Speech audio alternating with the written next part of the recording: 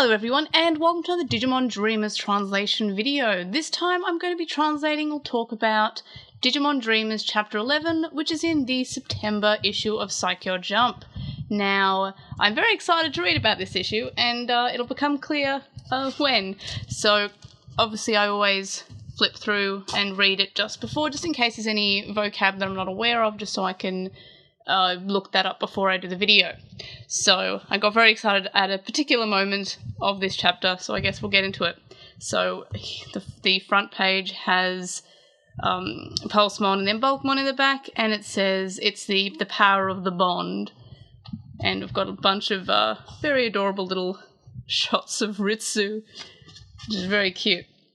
So we're still fighting with Espimon, and we have Espimon saying how he's going to take the information about that localized evolution, and he's kind of just going to beat it out of him, basically.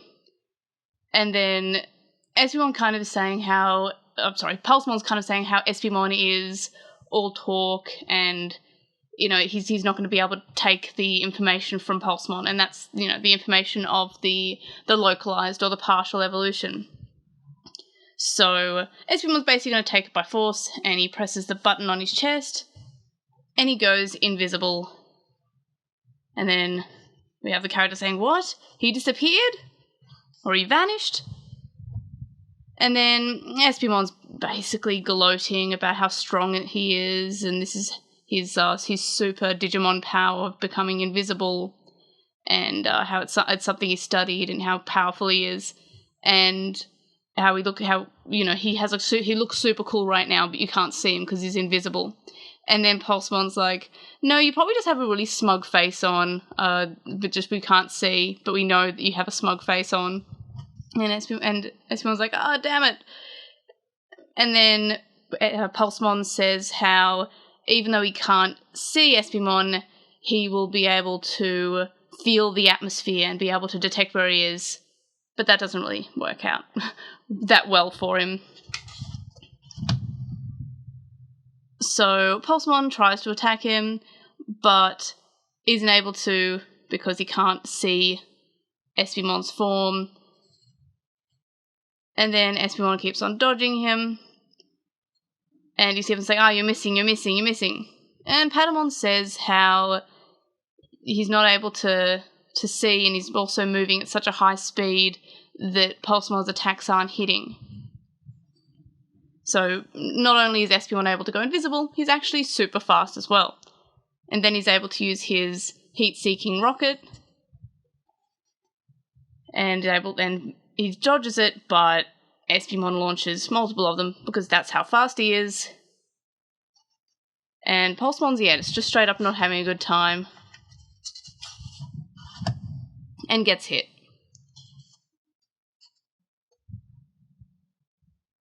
So Espimon continues to kind of gloat. He's saying, it's impossible if you're not able to predict where I am.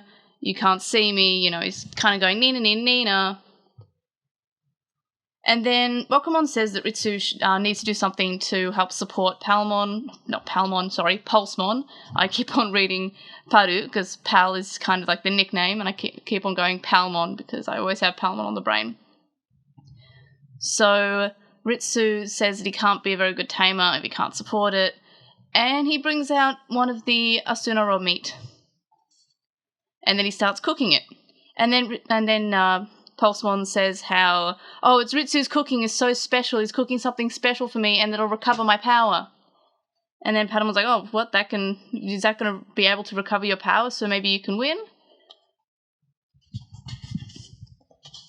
And then Pulsemon misses the meat as Ritsu picks it up, and Pulsemon questions this. And then Ritsu continues to cook, and he says how Espimon originally revealed himself because of the smell of the meat, and his face, he looks so different. So right now he's cooking, and Ritsu says this is all he can do because he can make the meat smell delicious while he's cooking. And then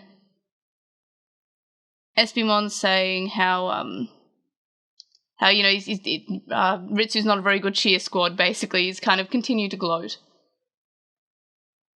And they still can't see his form. He's like, oh no, we still can't see him. He hasn't appeared yet.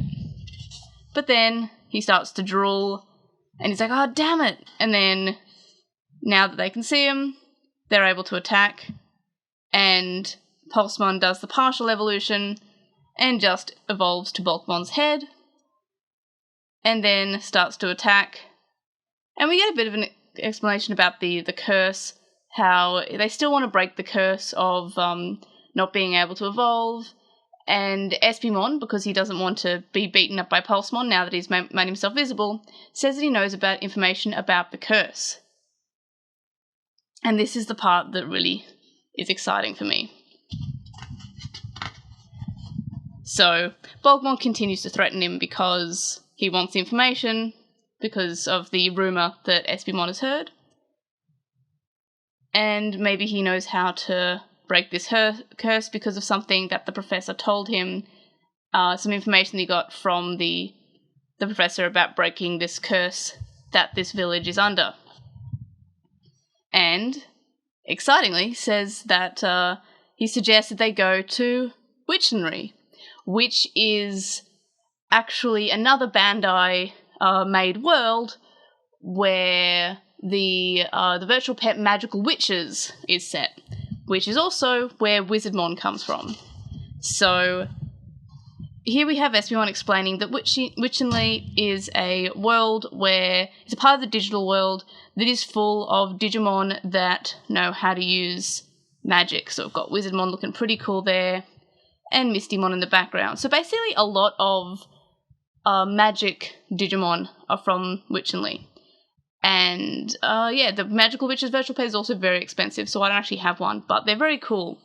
So it's like it's a magical digital world, and Ritsu's kind of thinking to himself about, we'll definitely have to go there if that's where we have to go to find more information about the curse and cure the curse. And Pulsemon's very motivated by this, and says, alright, so it's off to Witchenly we go, let's go on an adventure. And Ritsu says like, oh, wait. I don't think we should go yet. And then Bokumon suggests that maybe they prepare first. And Patamon kind of wants to know more about Witchenly. And then Espimon says that maybe he'll become he'll make a gourmet site. And he's like, oh, what, you're going to be a blogger? And so now we're going to Witchenly. So that's really exciting because, as I said, it's another Bandai property, like Tamagotchi, like Digimon, but it didn't really get as much attention, didn't get an international release, and hasn't really had any re-releases like the Tamagotchi and Digimon. So that's super exciting, and hopefully, maybe that means that we get, special Witchenly smart cards or DIMs if Bandai's never really forgotten about Witchenly. So that's pretty cool because there's a lot of cool characters from the Witchenly. So that's exciting. I'm looking forward to us finally going to Witchenly in Digimon Dreamers. It's definitely not going in the direction that I thought it would. I thought it would be a very short manga where their bond makes them evolve, but nope, we're doing something else. So that's it for this month's chapter. Let me know in the comments what you thought about this chapter or any predictions that you have. Like this comment, subscribe if you haven't already, and of course, I'll see you in the next video. Bye!